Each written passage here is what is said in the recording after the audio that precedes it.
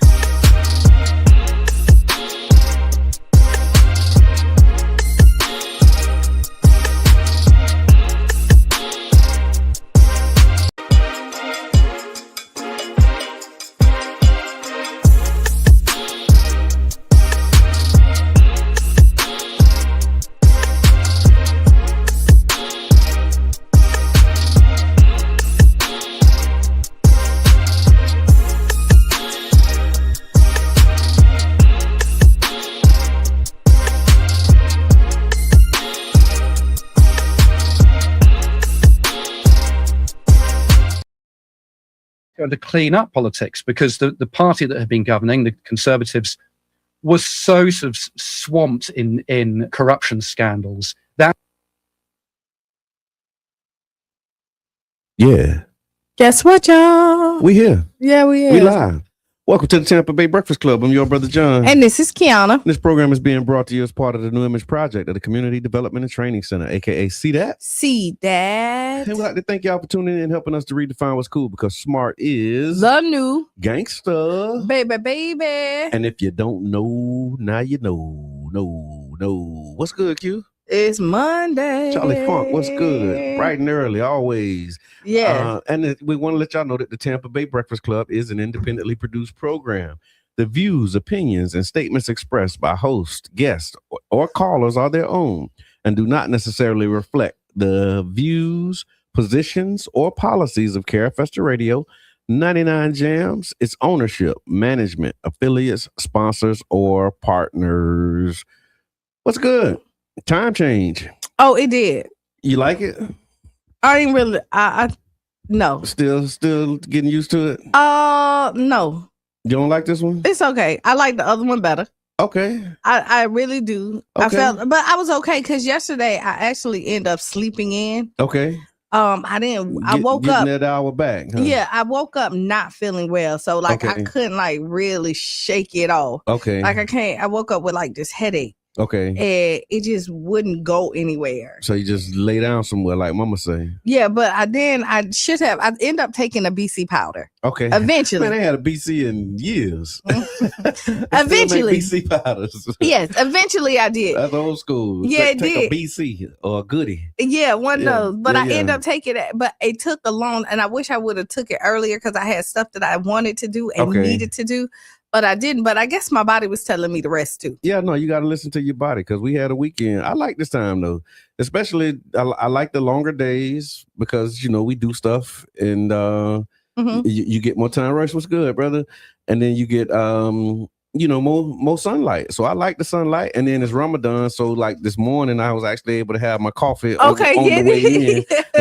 The sun wasn't up yet, so still able to, the darker mornings help me out tremendously right about now. Okay, I'm not mad about it. And then we're doing a block party on the 27th in the Childs Park neighborhood, and so with the longer days, we're doing it from 6 to 9 on 16th Avenue between Scranton and 44th, and because of the time, it won't be dark. Okay. when we wrapping up. And we have the fun family field day. Family field day this Saturday. From 12 to 4. No impact there, but yeah.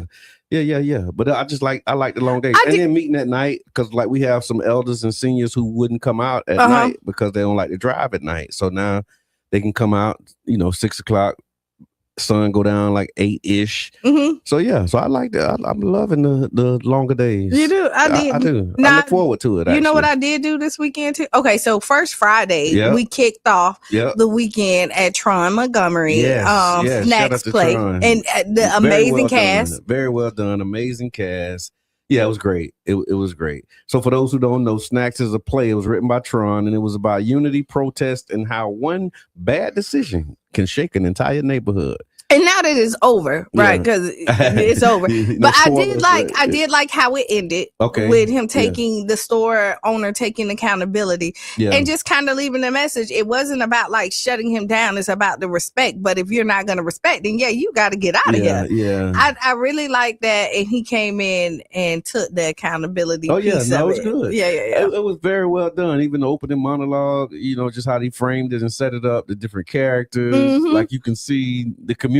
For real. You really could. Like it had all of the community was a part of the cast. Good morning, Tiffany. It. Yeah, no, it was amazing. Really good stuff. And then on Saturday, I took a bike ride. I did like 2.5 miles. I thought about riding my bike yesterday, but didn't. I think I'm gonna try to put it in there in my routine. So you got a regular bike? Yeah, I got a regular bike. Okay, maybe we can do something because all of the other bike riders talk about riding, they got them e-bikes, and I can't keep up with an e-bike. I know, but I want an e-bike. But I do too. But I got I have a regular bike. Okay. And I'm so out of shape. Okay. But I got it done. It was a nice ride. I rode down to the water. Okay. I actually rode down to Okay. Got my feet in. The water was not. And you got in the water. Yeah, I did. Yeah. Okay. And then I rode back home and then went fishing. Okay. What a day. Yeah. That sounds like a day. What did I do Saturday? And caught what did we catch? We caught a sheephead. Okay. It was big too. Nice. That's what's up. And so we do have a Would You Rather. We can start with Would You Rather. Go ahead.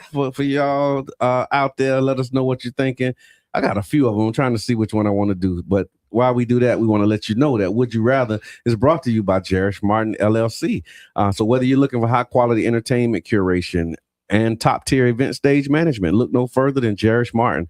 Jerish Martin offers professional entertainment consulting, artist coordination, and event management services to bring your next event to life, ensuring a seamless, exciting experience for your audience. So, which one of these do we want to do? All right, so would you rather be too early with a great idea or right on time with an average one?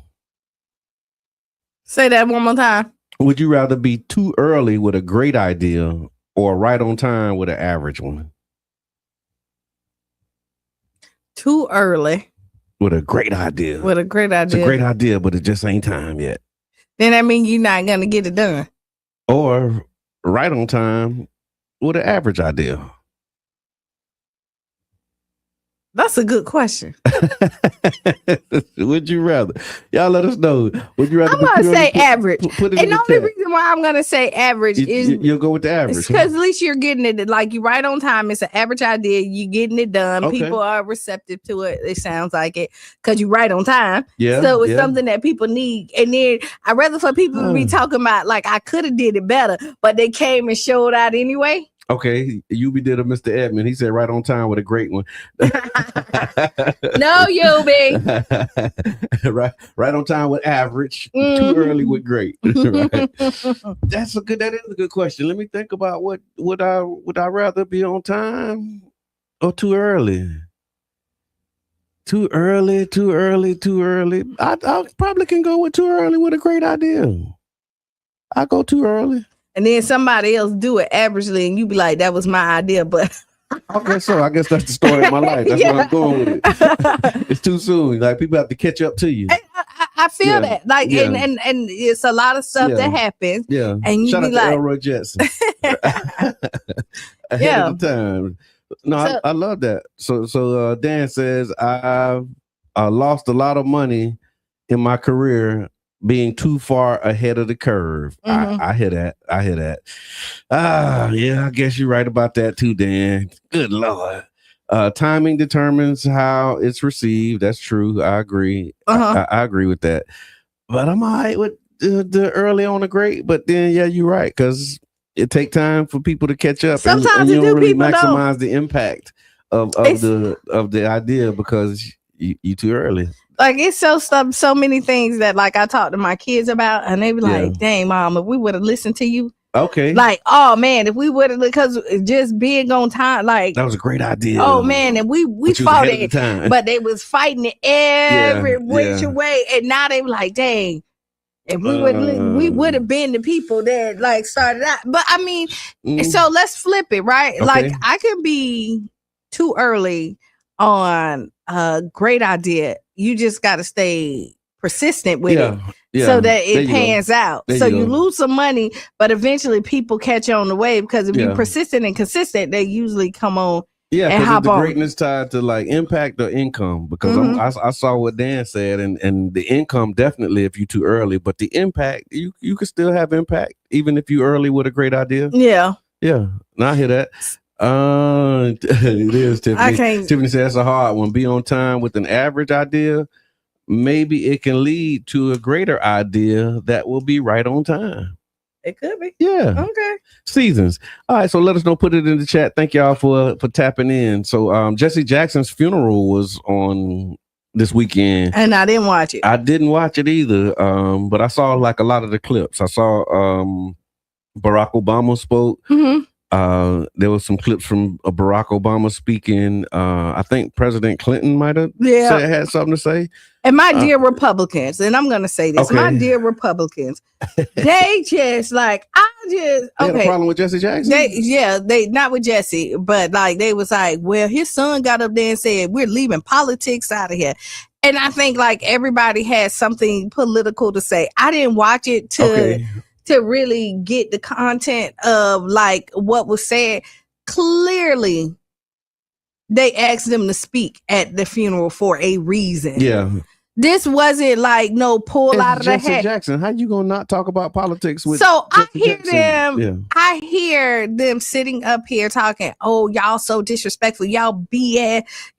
That's what they're saying. Yeah. This is what the Republicans were saying. My dear Republicans. Okay. On Facebook, my dear Black Republicans. I got two of them that I know. I don't have a lot. I just got two. I got a couple. I got more than two. A couple of them. Yeah.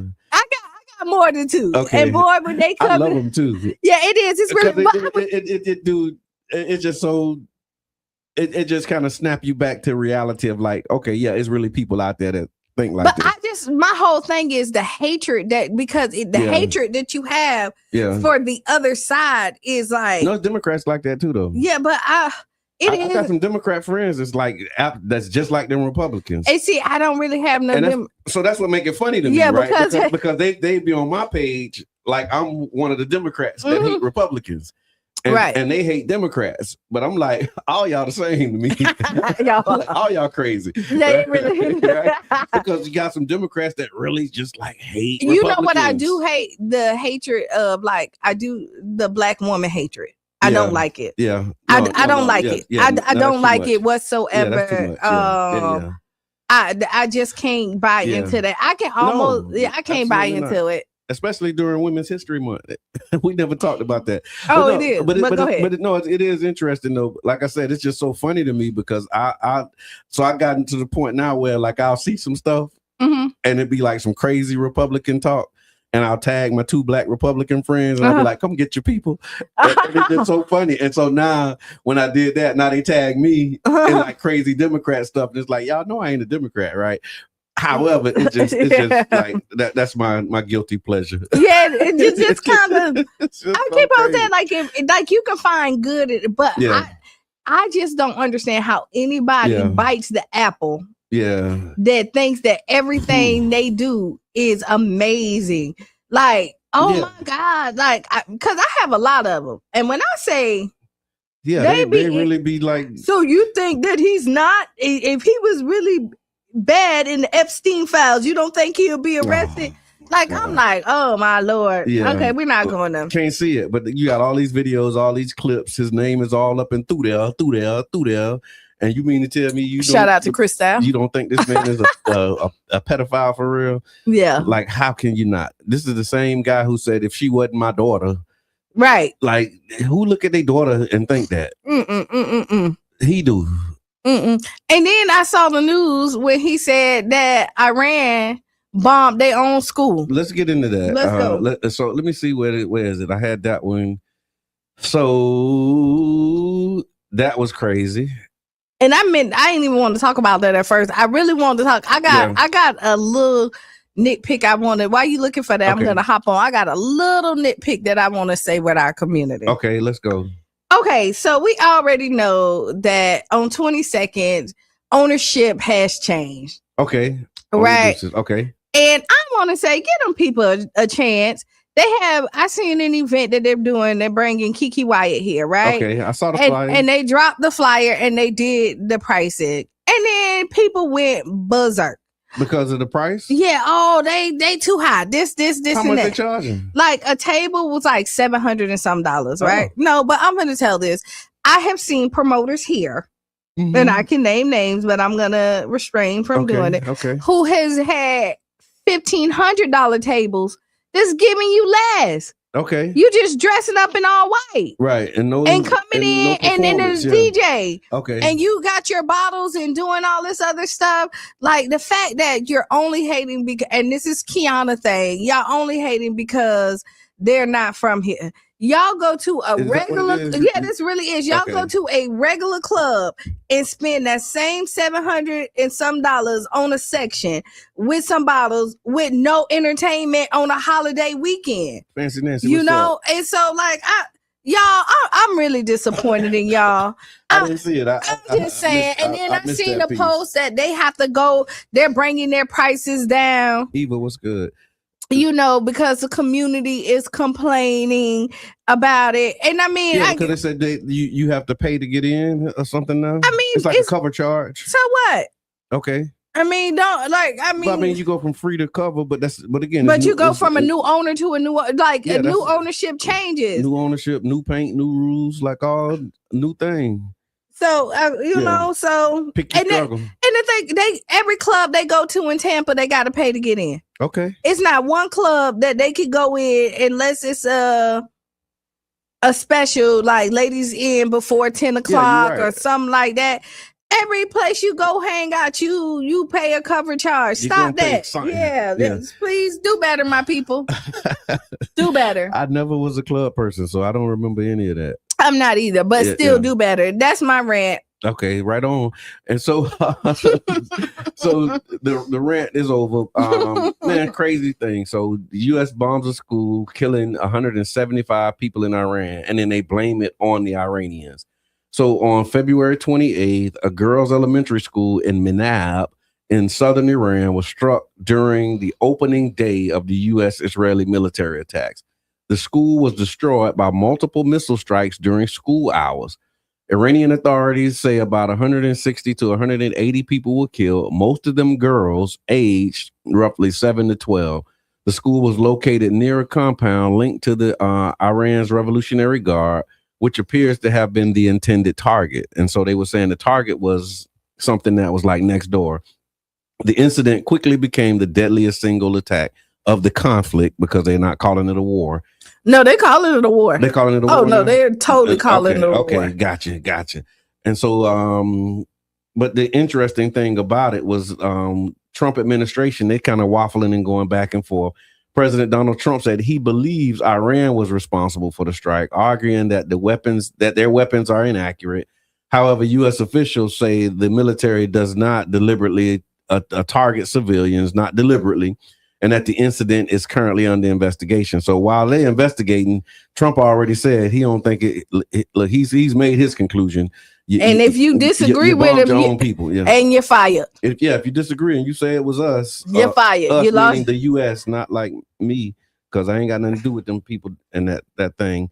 But yeah, it was crazy, man. And so it's just but that was another part about like when we talk about Black Republicans, right? And Republicans in general. Like I posted the question asking, did they do it? And then one of them got on the page was like, nah, it was them. They did it to their own people. Y'all can't believe everything that you read. And I'm like, you actually trust the U.S. government and believe that? And you can't believe everything you hear. Right. And when I say the rhetoric that comes out, like some of it, I'm like, Like, you really believe that these people won't do that? And then I saw something that said that it might have been the result of AI. Like AI was picking the targets or something. And I seen something about that. Nah, I might believe that. Yeah. I might believe that. AI led them to bomb the school. I might believe that. Yeah. I have no doubt about it. And then there was a company, I think the ones who own Claude, they said that they wouldn't do business with the government because they don't want them to use their AI tools for warfare.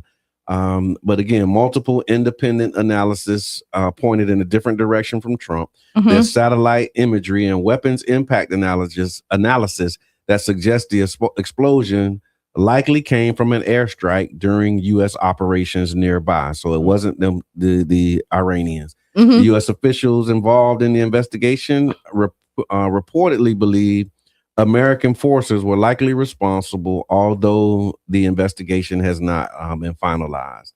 But definitely, again, it's crazy the way that this is going. It's only been, maybe about 8 or 10 days into this thing, and they doing that kind of foolishness already. So it's 8 o'clock. It's 8 o'clock. So after the break, we do have a special guest. We have Stephanie Wynn coming in at the top of the hour. She's the founder of the Wynn Foundation. She'll be right here on the Tampa Bay Breakfast Club, joining us to talk about the 4th annual Let's Talk About IBD Health and Wellness Symposium that's happening on Saturday, March the 28th at 10 a.m.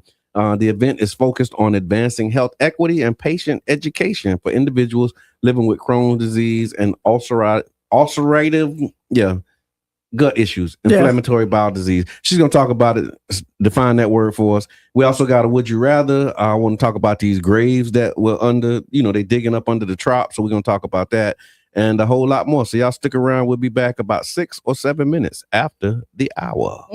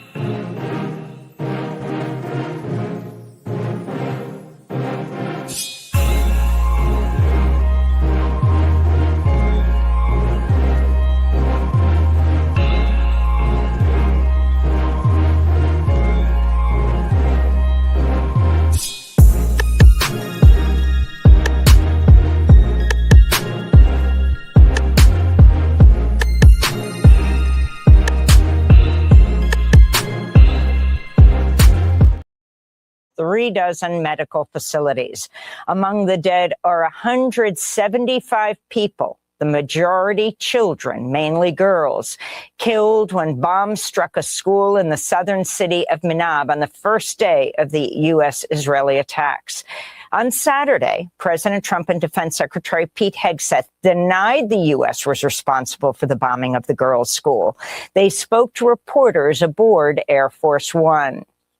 Did the United States bomb a girls' elementary school in southern Iran on the first day of the war and kill 175 people? Based on what I've seen, that was done by Iran. Is that true, Mr. Hegseth? It was Iran who did that? We're certainly investigating. Still investigating. But the only side that targets civilians is Iran. We think it was done by Iran. But a New York Times investigation found direct video evidence contradicting Trump's claims.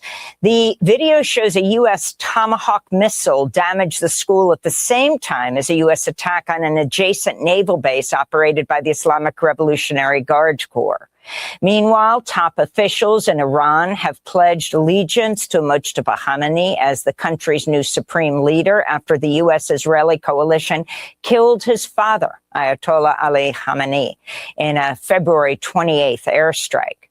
Khamenei's ascension to supreme leader came after President Trump warned if he, quote, doesn't get approval from us, he's not going to last long, unquote. Trump said last week he would choose a great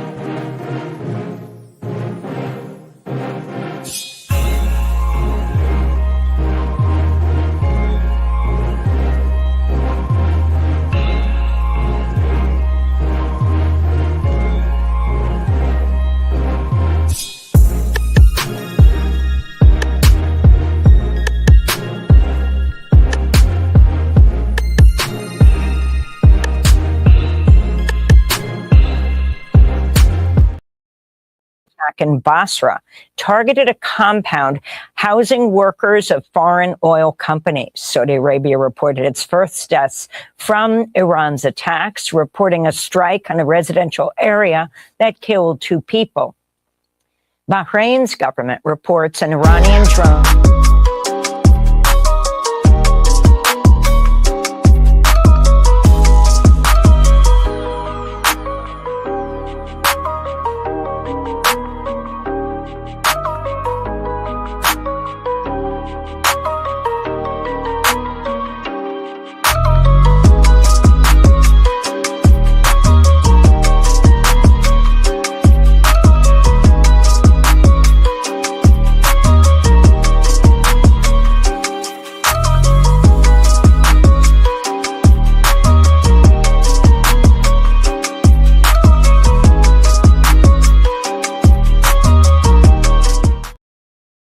that caused minor damage and no injuries.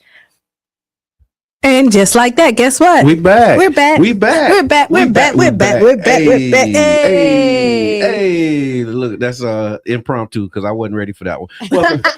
Welcome back to the Tampa Bay Breakfast Club of your brother John. And this is Qiana. This program is being brought to you as part of the New Image Project at the Community Development and Training Center, aka See That? See That. And we like to thank y'all for tuning in, helping us to redefine what's cool, because smart is the new gangsta. Baby. And if you don't know, now you know. No. We also got to let you know that the Tampa Bay Breakfast Club is an independently produced program. The views, opinions, and statements expressed by hosts, guests, or callers are their own and do not necessarily reflect the views, positions, or policies of Carafesta Radio, 99 Jams, its ownership, management, affiliates, sponsors, or partners. And we got to say that because we got in trouble one time. They got mad with us. So now we got to let them know. So thank you. We also have a guest in the building. Hey, everybody. Stephanie A. Wynn. Can we turn them up a little bit? Turn me up a little bit, Q. Just a little bit. Go ahead. Say something. Yeah. Testing. There we go. There we go. We live with Stephanie A. Wynn of the Stephanie A. Wynn Foundation. What's good? Hey, good morning. Thank you all for having me. I'm super excited to be here. They looking forward to seeing you too. So you got Chandra say good morning. Good morning, Chandra. Tiffany says good morning. You got your own fan base. Check you out. Them are girls. Yes. So for those who don't know, go ahead and introduce yourself to the audience. So, well, first, thank you. I want to say again, thank you. I'm always grateful to be able to come and be a part of your platform. Well, my name is Stephanie A. Wynn. For those that don't know, I am the founder of the Stephanie A. Wynn Foundation, which is a nonprofit organization based here in St. Pete. We focus on patient advocacy for patients who are diagnosed with Crohn's disease and ulcerative colitis. So some may think it's we call it IBD. That's the term for Crohn's and colitis. That's two terms under that umbrella. Like street name? Yeah, something like that. Okay. And but some people think it's IBS, and those are two separate types of conditions. Okay. And so inflammatory bowel disease is more chronic and it's more debilitating. Okay. With IBS, you can do a few changes and you good, but with they IBD, cousins. Something like arthritis, but a little bit. IBD is more ritis. Got it. Okay. Yeah. Okay. So, but yeah, so a little bit about me. Born and raised in St. Pete. And I was diagnosed with Crohn's disease in 2017 after losing two children. Nobody could give me answers. They just said, "Oh, it's an anomaly." And so what I saw was that in Black maternal health, there is a difference, and all access isn't all equal, right?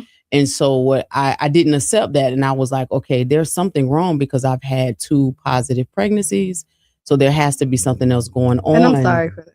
Yeah, thank you. And so going fast forward in 2017, I got really ill. I started losing weight like crazy. Like I went from 189 pounds. I got all the way down to 112. Yeah. And I tried every diet, like vegan, all of that. And it still was not working. And so I finally got to the 6th doctor. So I went through 6 different doctors to get to the right diagnosis. And they were like, it's Crohn's disease. And I'm like, well, what is that? Like, I've never heard of that. And so they were like, well, it's Crohn's. Do you want to take this drug or that drug? And I'm like, I don't want to take any of that. Like, and so that's what led me down this rabbit hole of research. Like, okay, this is normally supposed to be in the Ashkenazi Jewish community, but that's not the case. So as I started doing research on my family bloodline, I have 2 first cousins that have Crohn's disease. And so, and they dealt with that from the age of like 19, and we're like upwards of 40 plus now, right? And so it was an eye opener because nobody could give me answers. I mean, I was literally tanking. I was 1 foot over. Like, and my parents were scared, my mom and dad. And so finally, when we got to the right doctor, he was like, look, it's Crohn's disease. And if you do everything I tell you, I'll help you get better, Miss Wynn. And so he kept his promise. And, but what I saw along the way was that I had insurance, but I was underinsured. Okay. Meaning that, my doctor he was not in my network. So I had to pay out of pocket $1,000 every 7 weeks to get these infusions. And so I needed that medication to live. So with Crohn's, it's not like you can go to the emergency room and they give you a biologic. No, they can't treat Crohn's just in an emergency room or urgent care. Okay. Right. And so what I saw was that there's a breakdown in communication between the provider and the patients. It doesn't matter if they're black, white, Jewish, gray, purple, whatever color they are, there is a breakdown in communication with patients, specifically in the black and brown community. And so that's where I found my purpose, was going through this life-threatening journey. Yeah. And a lot of black people and brown people are suffering in silence. Yeah. Because in our culture, we've been taught not to talk about certain things. Yes. And who wants to talk about their bowels, right? Yeah. And so a lot of times, you know, it was so like mentally it was draining. On top of that, I fought at myself a lot, because had I known that it was Crohn's, I would have tried to help save my babies, because I went full term on the first and then 5 months on the second. So had I known, and they properly, the doctor asked me, he was like, Stephanie, did anybody check you for Crohn's when you were pregnant? Because your inflammation markers were through the roof. Yeah. And so I was like, okay, this is a problem, not just systemically, but community wise, this is a problem, and we're not talking about it. So what happened was every 7 weeks, I was paying $1,000 out of pocket, until one day the nurse pulled me outside and said, Miss Wynn, can you step outside? She said, when you go back there today, can you ask the doctor for the patient assistance program to help you pay for your medication? Yeah. You're the only patient paying this kind of money out of pocket. Wow. Now this was a year, like out year. I'm going through my retirement, like literally trying to maintain and thank God that my home was paid for, and I had other tools in place. So what about the people that don't have those tools in place? Right. And so that's where the Stephanie A. Wynn Foundation became. We established it because there are disparities. We know that in our community, specifically when it comes to our health. Right. And I tell this all the time when I go to DC to talk about, to advocate for our community. All access isn't created equal. And what do I mean by that? I mean that if Stephanie and Qiana go and we talk to the nurse, hey, my back hurting or my stomach hurting, I'm having abdominal pain. Oh, here, take these 2 ibuprofens and come back in 2 days if it gets worse. But if my white counterparts go and say, hey, my stomach hurt, they get an EGD, a colonoscopy, they get a full IBD panel. Like they get everything to rule out everything. So, and that's how the Stephanie A. Wynn Foundation came to be. And so, can I ask a question? The nurse that pulled you aside, what color was she? White. Okay. Yeah, that's good. So I want to find out more about like the disease itself, right? Because when you talk about like the inflammatory bowel disease, like how is that different from like the common digestive issues? Because you said like sometimes you just think that it's so what we do is, so what was happening, I was ruling out, if I ate some ice cream or something, I'm lactose intolerant. Okay. So it starts there. Like you start ruling out. You start Googling. Google's your best. What do? Hey Siri, I have this. Tell me what you think this is. And or even like, and I'll even go back. I'm like, dang, I was having stomach issues well before this. Like my entire life. Like once you start paying attention. And so what research has shown that like Blacks are 3 times more likely to be hospitalized for inflammatory bowel disease. Did you have to have surgery? So I had 2 biopsies to rule out colon cancer. So with this condition, this was when they still trying to figure out. Yes. And so what happens is if this condition isn't managed, it could lead to colorectal cancer. Okay. So it's really important. And I know there's a lot of patients, a lot of people in St. Pete who are going undiagnosed with stomach issues.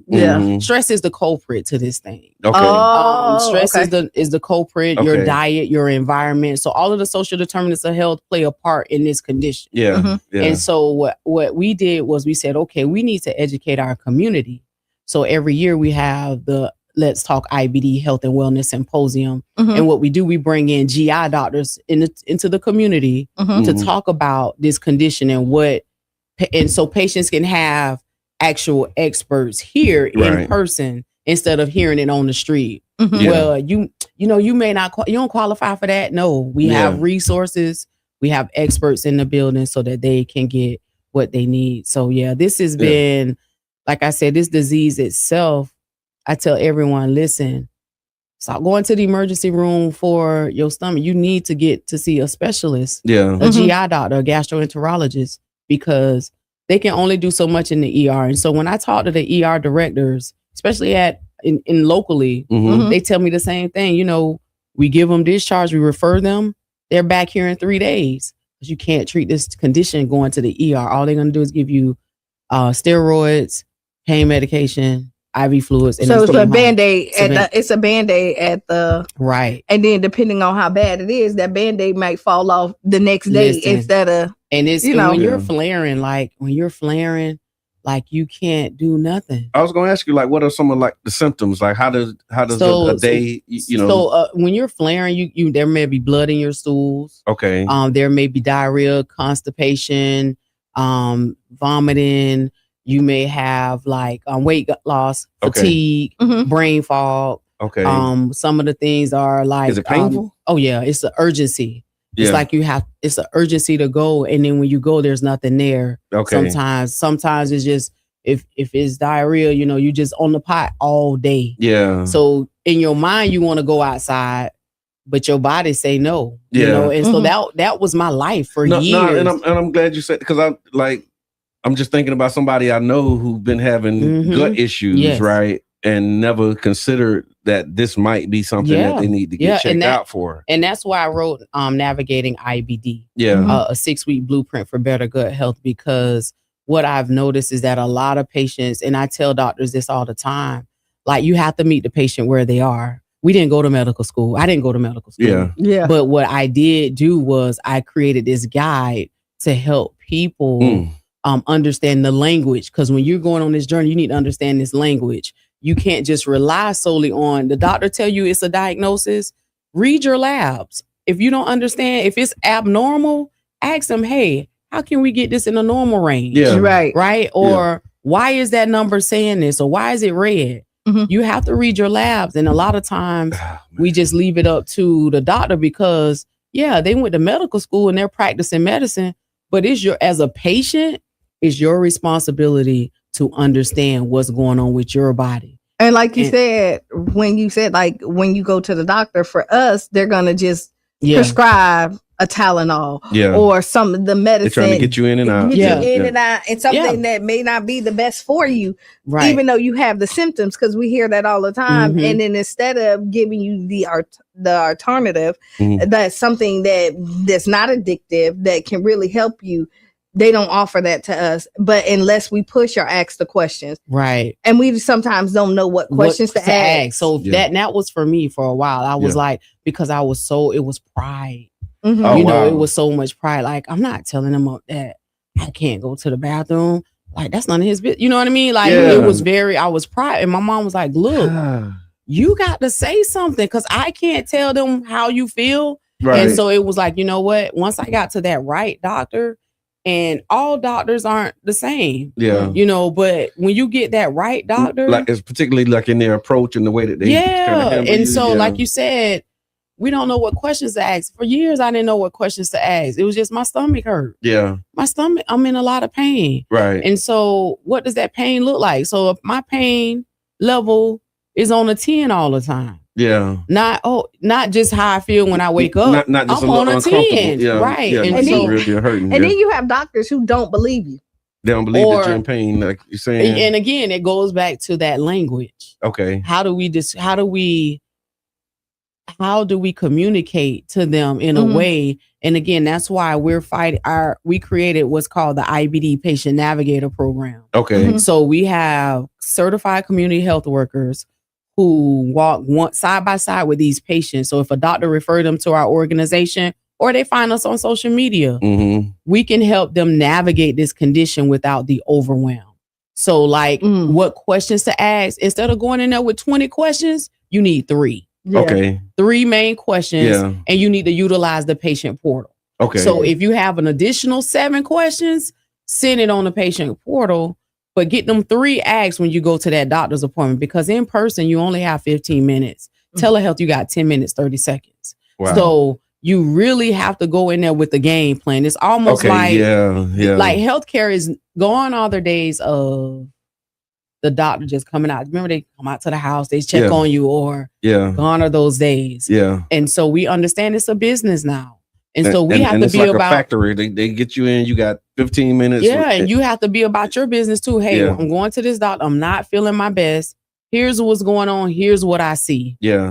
What I need you to run labs. Yeah. What labs can I get? I need tests done. Right. And we have to be okay with that. And sometimes I know it's the fear of these people trying to kill me. No, you got to understand what's going on with your body. Right. Yeah. For real quick, so for those who are just tuning in, we want to let you know that we're here with Stephanie A. Wynn of the Stephanie A. Wynn Foundation.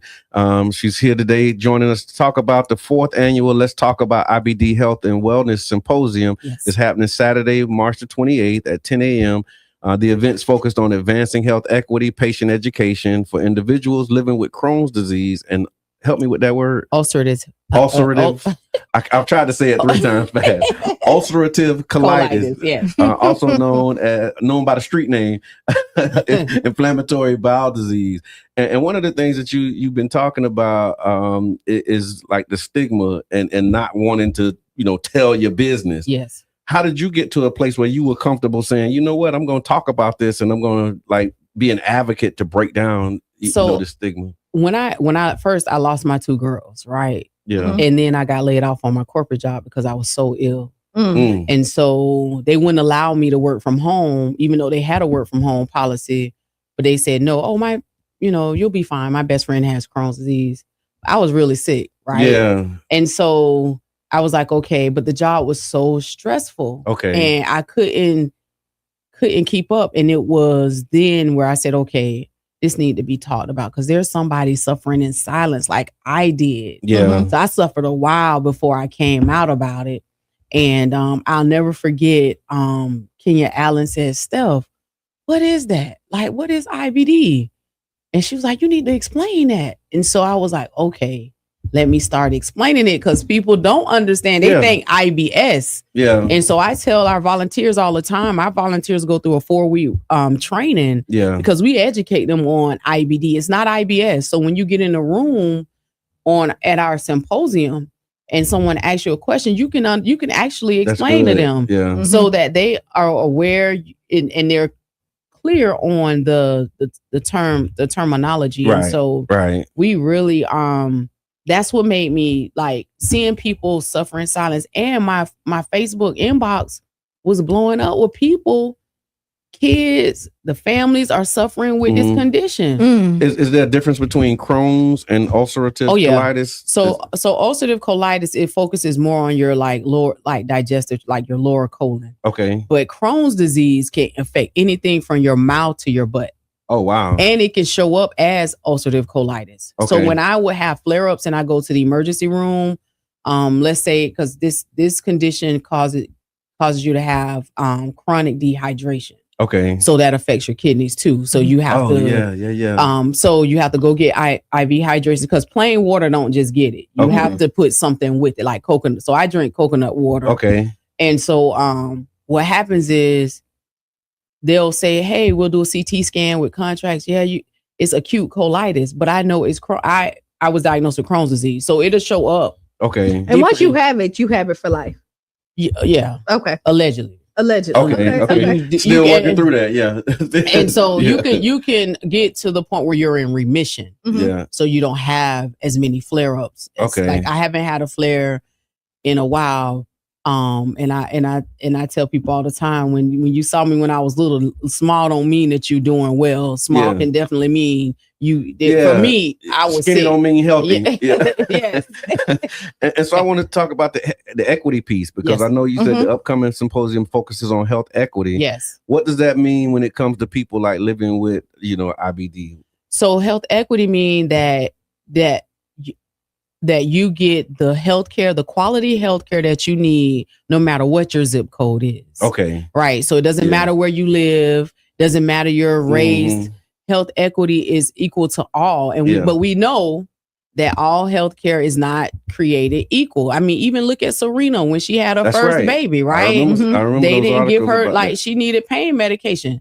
Same thing with IBD. You have to you have to know, and that's why we take patients. We have these community events, and even our Lunch and Learn series. We either I just also want to just pause for a minute and just say thank you for what you're doing and how hard you go. And then just like the level of how you put your events together. I mean, like you said, you got a book. Your volunteers getting 4-hour because we pull volunteers up. Like, hey man, I need some hey, can you help me with but to know that you're training them and the quality of the service that you're doing. You bring the doctors out. Yes. And so giving them the options that what they can do to actually get seen and actually being able to tell, because a lot of times again you don't know what to ask, and the fact that you can say these are the 3 questions and then use your portal, write all the rest of them. Not saying not to ask those, but in this time frame, because you're right, it has changed. My daddy was just in the hospital and his doctor came in on the screen. They rolled. They rolled. She thinking the doctor come. They like the doctor will see you now, right? And they bring a TV in. And then it's the nurse and stuff that's just telling him, giving him the information. And so, like, how do you feel like your doctor has your best interest when you're like at this short period of time that you have, like? You ain't really like seeing me for real. Right. You're like, okay, he good. Yeah. And we can even go take it a little further, like in a few years, and it's already happening, like AI is taking over healthcare too. Yeah. So I mean, that's true. That's another. Was that the thing we was at together in Orlando? That was with Florida Blue. Yep. And they were talking about AI and the way that AI is actually. And I don't like it. I'm sorry. We don't either because it's like Siri. Yeah. In my mind, it is definitely, and that's why we fight for, like, the patient voice is always the most authentic voice.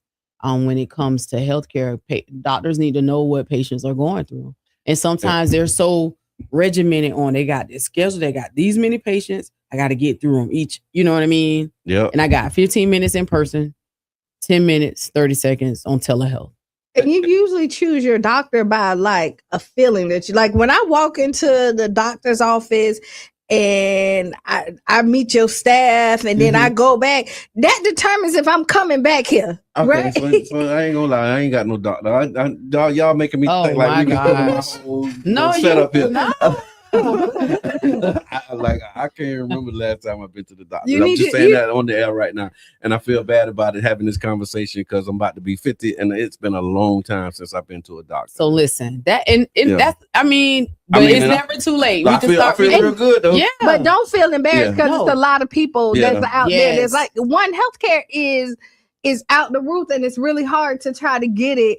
And I was you. Yeah. No, I was you. Yeah. But my mama is like, Qiana.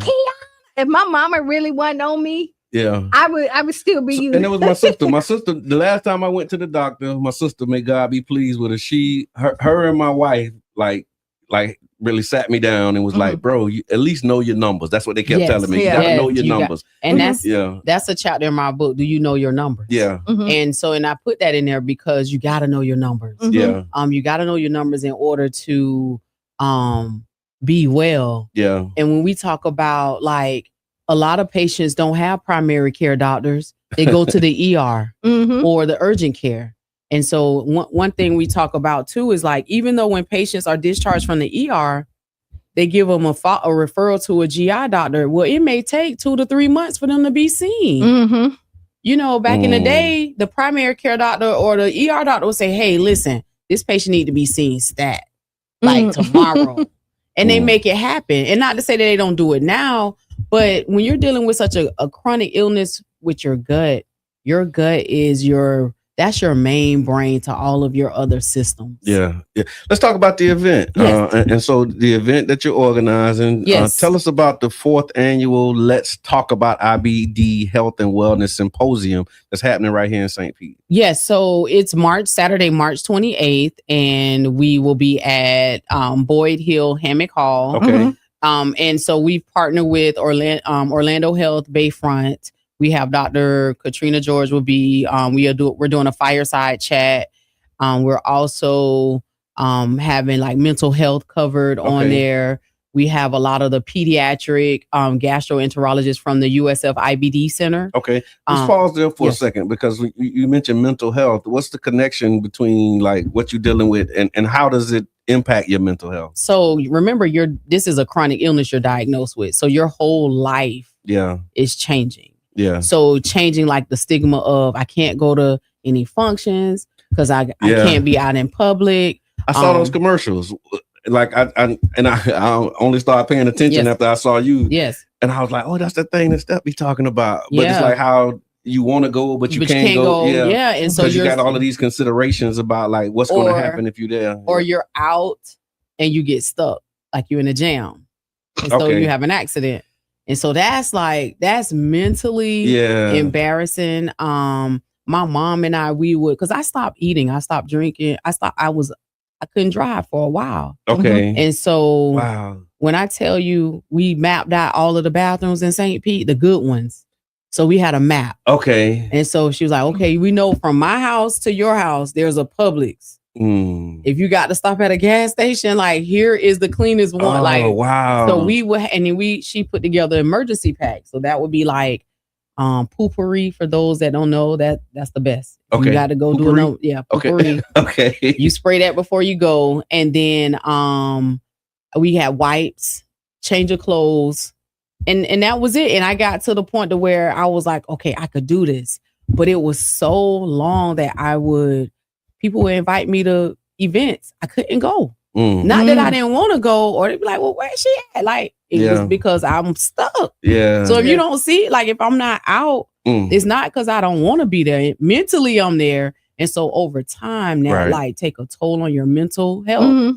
And the stigma of, like, people were saying, dang, is Steph sick? What's wrong with her? Okay. And so, you like, oh my God, like, I'm ill. And our community could be so cruel. So cruel. Yeah. And it was really bad. Like, you just don't have the capacity to deal with everything. Yeah. And so it was when I lost my kids, man, I wanted to commit suicide because I was like, this just can't be happening to me. And then so once I got through that, I'm like, okay, why not me? Yeah. You had to go through this to help somebody else.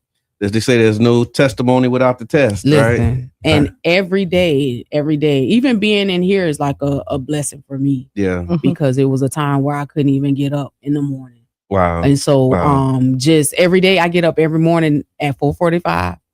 I meditate, I pray, I get my exercise on. But this mental health is the number one. And that's the goal with these doctors, is just making sure that when you diagnose somebody, even if you have high blood pressure or diabetes, you need a mental health therapist on your team out the gate.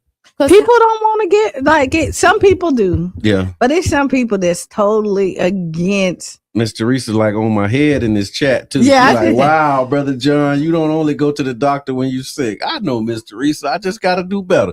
I think she said I see my doctor every 4 months so that I know my numbers, A1C score, my cholesterol levels, how my kidneys are functioning, etc. I appreciate that.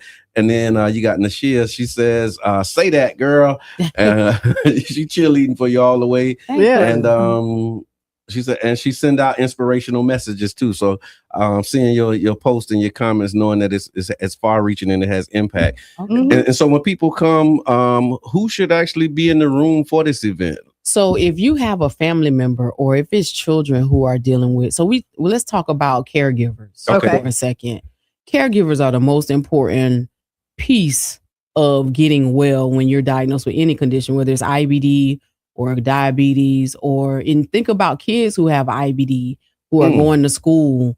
The school nurse don't understand this condition. We're going to hit them up too, because we got to educate them. These kids aren't out of school. Wow. So there's no age on like. Oh no, it's not like when you get older. Think about like the kid that have an accident and now you become the poopy kid. Yeah. And that goes along like the bullying and all that other stuff because you can't make it to the bathroom in time, and that kind of. I didn't realize that like children can be affected. I mean, as young as I've seen people say their child was diagnosed at 3 years old with ulcerative colitis. Wow. So it's more of becoming aware of it. And then we need to educate our families. So the symposium, if you are a parent that have stomach issues, or, you just been going with, as women, let's start there, women and men. Yeah. I got to pay the bills. I got to go to work. I got to get up. I got to take care of the family. We will overlook some pain. Yeah. Until it get worse. Yeah. And we don't need to do that. We normalize it. Like this little pain is just it's gonna go away. Part of a I got a pain in my leg right now. Just became normal. It come in and out, and I be like, it's just, and now it's making me say like, dang, maybe I need to. Yeah. No, that's right. I mean, and I'm not saying be like a hypochondriac, but for families who have kids with stomach issues, or even if you're a teenager, this is for families to come out to be a part of this event. We partner with St. Pete Free Clinic. We partner with Bayfront, Orlando Health. Yeah. And so we're really grateful and thankful to them. We also have we're doing a panel too. Nurse Jacinda Shapiro, she helps patients with diabetes. Okay. Stabilizing their diabetes. And so she's really good on that nutrition. We really have to, with Crohn's disease, you can't eat everything. Okay. So like, when people invite you over, you can't eat like everybody eating, but I know if I eat that, I got to it's gonna be a problem. Let me ask you this: what's the causes of it? Is it like genetics? So genetics is your environment. Stress could be the culprit. Okay. But lately, like with a lot of research that's going on, genetics. Okay. Because it's me and 3 first cousins that have it. Okay. I was diagnosed in my 40s, but they had it like when they were 19. Yeah. So the healthcare then is totally different now. Yeah. And so they had so many surgeries, and I just think that we gotta, when you're diagnosed, our fight now is give the patient a holistic approach. Yeah. What options? Give them options. Don't just say, hey, here, this medication, that medication. What's a holistic approach? Yeah. Can we include some type of other therapies in there, like massage therapy for your gut? Like what pelvic floor therapy? Now, could you have can you have the genes and it never flare up? Or does it always like eventually sickle cell almost? Like when you kind of have the trait and it be there, but it never. And so there's stress is related. So like if you never get to that point, would you ever is there a possibility that you never know that you have it? You know how you So I believe for me, I'll just use me as an example. For years, I suffered with constipation because I had a horrible diet. Okay. Even though I love gourmet food, gourmet food was my jam. Yeah. But there was nothing in there that was greens. Yeah. It was always and the greens shrimp is what keep you pasta, moving. Just high end food. Yeah. But I noticed my Italian friends, and my Jamaican friends, they always had green on their plate. Yeah. And so it wasn't until I started going through this where I was like, okay, I need to change my diet. Okay. But I also need to know we need to have access to quality, whole nutritious food. Yes. Right? Yes. And it's not gonna be at the corner store. Right. And that's another thing we're fighting for too. Hey, where do you get these patients need access to? There's the Trader Joe's is not. I understand Trader Joe's is not on this side because we're not in their market. Yeah. But give us access to that. A lot of people don't know that Trader Joe's exists. Right. Yeah. That's true. And so, so the diet is key. And for those who listening this morning and they want to attend, how can they register? So they can go to the Stephanie A. Wynn Foundation.org. Okay. They can register. It's free to the community. It's a free community event. Lunch will be provided. Okay. They'll get swag bags. They'll get a copy of my book. Okay. And so that's amazing. So we're excited. We're definitely excited. And again, just for somebody who if we had to say it in a sentence, why should somebody come to this symposium on the 28th? Why? If you had a one word sentence, why would you come? Just for the resources. I hear that. Because that's our theme for this year, resources. I hear that. And so again, y'all, we're here with Stephanie A. Wynn, founder of the Stephanie A. Wynn Foundation. We're talking about the 4th annual Let's Talk About IBD Health and Wellness Symposium is happening March 28th at 10 a.m. You can register at thestephaniewynfoundation.org. tampa.org. Yes. If you had a final thought or message for the people, what would it be? Final thought. Let's see. One final thought would be that don't wait. Don't wait to get evaluated. Know your numbers. Know your numbers. We know about social media. We know about all the stories that's going on in the media, but we don't even know our numbers. Yeah. And so I'm begging you guys, please know your numbers so that you can be here for your kids and your children's children. And so that, because we got to live healthy. We got to take back our health because health is truly wealth. I love that. Thank you. Know your numbers. That was my sister. That voice is ringing in my ear. You gonna hang out with us? I got time. So again, you listening to the Tampa Bay Breakfast Club right here on 99 Jams, 99.1 FM. Oh, Miss Teresa wants to know the location again. Oh, it is Hammock Hall, 3010 31st Street South, St. Petersburg. We're also going to have One Blood is going to be there with their bus. Okay. The Florida Department of Health will be there for women to talk about maternal health. Because that is important too for those that want to conceive with IBD. There's an issue there because you can't be on certain medications when you are conceiving, or there's a plan that you have to put in place. Okay. And so maternal health will be there with the Florida Department of Health. And so we're super excited. Come out. If you have friends or family, kids, bring them out so your family can get these answers to the questions. Amen. And just if you just need a visual picture where the Hammock Hall is. Okay. Oh. You go, if you make it to the church. Friendship. You went too far. Okay. Right?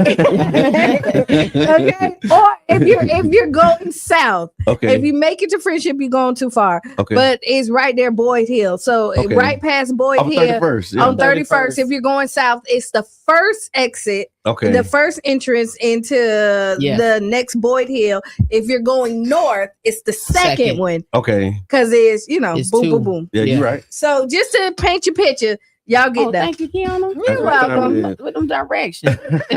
She been to the Hammock all the time. Yeah, no, I done ring it a few times. That's how you put it on the flyer. If you make it to Friendship, you went too far. So I don't know if y'all saw this, but they said that they're digging up graves under the parking lot at the Tropicana field. Saw that. You saw that? Oh. So St. Petersburg approves archaeological dig near Tropicana field. So the St. Pete City Council has approved nearly $400,000 to conduct archaeological excavations at the Tropicana field parking lot after radar scans detected what may be unmarked graves beneath the site. What triggered this decision, they said researchers previously used ground penetrating radar around the stadium. The scans found grave-like anomalies in an area near parking lot 1. And the report suggests that around 10 possible graves could be located near the edge of the lot. Do you have any connections to the Trop in that way where you may have people or family members or ancestors that would probably be? I don't know if I have. I don't think I have any ancestors that may have been buried there. Not that I know of. Let me say that. But my grandmother had, her business there. Yeah. My great grandmother. Right. In the area, like my aunt just showed a picture of them right there in the area, like her pushing my mama in the stroller right there in the area. And I know, like for her, like when it was first built, she didn't even want to ride by there because she was so angry about like what happened. But the way they went about. And now my question is this enough to put a pause? That's a good question. Like, is this right here enough to put a pause that we so don't that you can really do a plan? Right. Talking about honoring the history. They've been saying they want to do the museum. They talk about putting a plaque there, like knowing that there may be graves under there. So my question is, because every time I hear that word anomaly, because that's what they told me when I lost my girls, and it's an anomaly. But when I saw that article, I was like, ugh.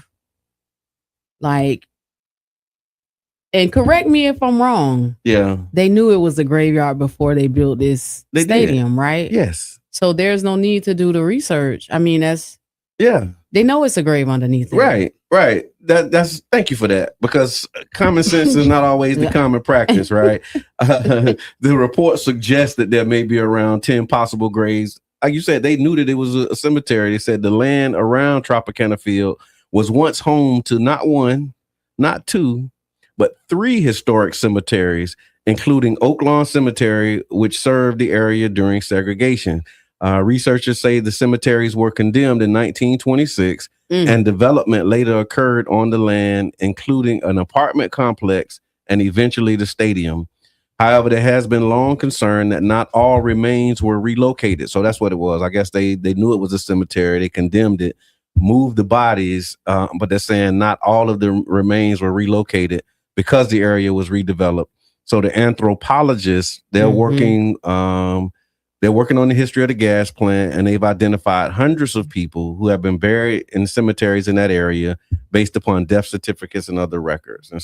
And now they need to see if they really did what they were supposed to do back then, was relocate them to another cemetery. That's what they supposed to do, but you know how that goes. Right. So now, because they're asking, why do they need $400,000 for it? Because people lie.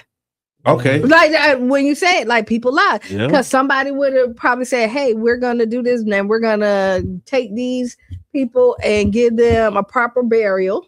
And when nobody was looking, the cement went over them. Yeah. And they said they did it and nobody double checked. Yeah, that's how almost they did. Like the boys' home up there in Tallahassee. Yeah, right. Yeah, where they had all of those. Mariana. The Dozier. Yeah. If I got calls from the Dozier and I ain't even no boy. Yeah. It's crazy. And it's crazy. So what they're saying is that what's happening next, I guess, is the archaeologists will excavate the area. They're going to analyze the soil and anything that they find under there. If human remains are discovered, the state has to be notified, and then the city will attempt to locate any descendants of those who were buried there. Can I raise my hand right now?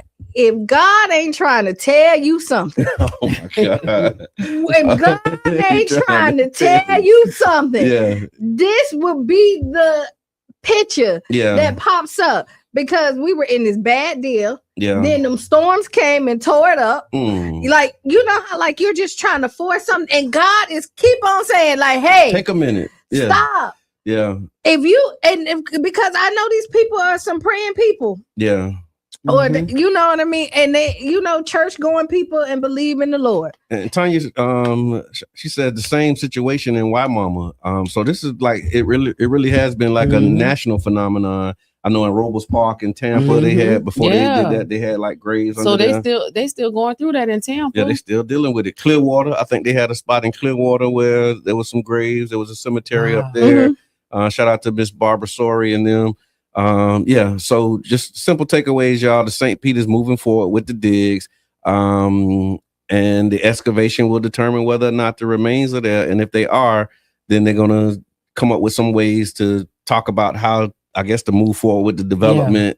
And then how do you think like the city should memorialize the people who are buried there? Like, what should happen with the people who are there? What are your thoughts on that? I really have to sit with it. Yeah. Like I really got to sit with it. Like, do you want stones that's right there to say that from here? Because you really got to sit with it. Because now you got to know who to honor. When you think of who was there. Like, they're going to try and locate descendants of the people. Like, how do you locate those families? But then what do you do with that space? Because, they're good for like putting a marker and saying, here lies so and so. Like, do you move and then them where up everything around? Right. It, like I don't. So it's something that needs to. People need to sit with. Is it in the parking lot side? It's that parking lot 1. That's over there where Laura Park was, right? I'm trying to see which one is. Which one is where's the Saturday shops? Is that lot 3, lot 4? I think that's. I don't know. So it might be over there by the Graham building, parking lot 1. But I'm not sure. Yeah. It was like over there where they said the school was and all of that. But if there was 3 cemeteries, 3, it can't be just in that lot. That's what I'm saying. If you think about it, like if it was 3 cemeteries there, right? Who knows where the other 2 was at? When you look at it's 86 acres there that So again, take your time, do what you need to do. Let's just do it properly with respect. and we move so like we want to be. Never mind, I'll just leave it alone. I go down this rabbit hole, and I'm trying to be good on this Good Monday. It is a motivational Monday. That's right. I already did my rant for the day, but about the prices at the at the new spot at the old cat. Yeah, the new spot is the old cat. Yeah, and I guess they were talking about how they charging for tables or something. I think I saw a flyer that said like $850. And I'm not mad to be honest. So you got Kiki Wyatt coming in. What right? Kiki Wyatt sang again? Her biggest song was Avant. Long As I Live, My First Love. She got that one. Yeah. How many songs? Separated. Okay. So she got some songs. Because I remember they had a flyer with Lenny Williams, and I couldn't remember but one Lenny Williams song. so like, what are you gonna say? So Kiki Wyatt, she do have a catalog. I know a couple of the songs, but she can even if she can sing her tail off. Okay. But I mean, people who come in there, and I'm just saying, we pay more money for less. Okay. For different events. Yeah. You know what I mean? Like, and we come out, we could like we're talking about that, but I say Big Bo and Carlos, all white party, the city comes out for and they support them. Right. You know what I mean? And I've seen tickets as high as like $1,500 for a table there. And you're not, and I love the event, like not, but we're not even getting the artists for that. Like, you know, you coming out, they're because we support the people that lives here, and because they're not from here, we're having a problem with everything that they're doing. And they're trying to bring good entertainment, you know, a nice safe space where we can still hang out. The one thing we didn't want was for the cat to close, and we didn't have nowhere to a space to be. And so we still have that, and now we're complaining every which way for it. You'll go to Tampa and go to them clubs on just a regular night and buy a booth for that same price. Wow. So I guess the geography was answered in the chat about the graveyards. Have a good day, senior. Says it was a graveyard from 1st Avenue to 9th Avenue South. Okay. That was all graveyard. Even John Hopkins School, which was 16th Street, was a graveyard. I grew up in Laura Park. So thank you for that. We do have an Ask Qiana. I think this one can be quick. So we'll do the Ask Qiana. Ask Qiana is brought to you by the One Community Grocery Co-op, OCGC.coop. I just read this and thought to myself, bro. So dear Qiana, my wife told me she didn't want anything for our anniversary. I asked her more than once just to make sure, and she said the same thing. Don't get me anything. So I didn't. Now she's upset, saying I should have done something anyway, and that I should have that I should know better than that. I'm confused. If you say you don't want anything, I'm going to take that at face value. Was I supposed to read between the lines, or is it unfair to say one thing and expect another? I think and then the last part, why y'all do that? I think it's so. I guess that's the real question. Why y'all do that? I think it's crazy to say one thing and expect another. But I also will tell you, if you're married to somebody, it's your job to figure out who they are. You know what I mean? And people communicate, and sometimes no communication is a communication as well. And I do think that it's your duty to study your partner, unfortunately. That's why I was gonna ask how long you've been married. Because if you've been married long enough, you know. Right. It's your job. Like you should know what your wife don't want, you know, and her being modest. Oh no, I don't really want that. That's just her way of saying she wants something. Okay. Right. Because I was married, you know, and in that I remember my birthday, like, but I had a whole fit for my birthday. Like, and then I realized, like, it's my day. Yeah. So, but we got to give the men a little grace, ladies. I mean, like, we got to say what we want. Like, period. There's no reading. It's 2026. Yeah. We can't play. Like, look, I want you to give me something. We got to be explicit. You know what I mean? In a perfect world, we're communicating properly, right? And we're saying all this other stuff. You know, we have those guys, but I'm in the middle. Like I say, no, he's not wrong because he followed instructions. Because I'm one of them people. Is I want to give you what you want, not what I think I want you to have. Okay. Because like I like parties. And my partner hate parties. Right. And you know what I mean? And absolutely no, he don't want them, period, point blank. And so I can't force what I want. So she does have to be careful about what she says, because, you know, you don't want to get in trouble either way. But if you know that your partner downplays and always kind of still want to be celebrated, and she didn't even have to go all out. He could have bought flowers, really nice. Did a little small picnic, and be like, baby, I know you didn't really want nothing, but I still wanted to make you feel special. You know what I mean? Because you could still honor what she said and still do something good to let her know that, like, I love you. Like, this is still a special day. So, I mean, unfortunately, we all have to read between the lines sometimes, because everybody is not clear. So men or women. So the chat's nope, you didn't. You did the right thing. Follow directions. Who got time for games? And Tiffany says, definitely, men don't read between the lines. Be direct in what you want. Yeah. So, I hear that. All right, so that was you married to I mean, I know better. You don't get me anything, mean do something. And it might mean don't get me nothing, but you're still gonna do something. Yeah, you're still gonna do something to acknowledge it, because you just. And then maybe y'all been in a financial bind, and she don't want you to go out to buy, baby, like, don't get me anything, but like some roses and like a dinner is not something that. You know, or just the time, like that. Don't get me anything. Don't mean that we don't. Let's take it. So the bottom line question: why y'all do that? Why anybody do that? Why anybody do it? Why would you do that? Why would you say don't get me nothing if you really want something?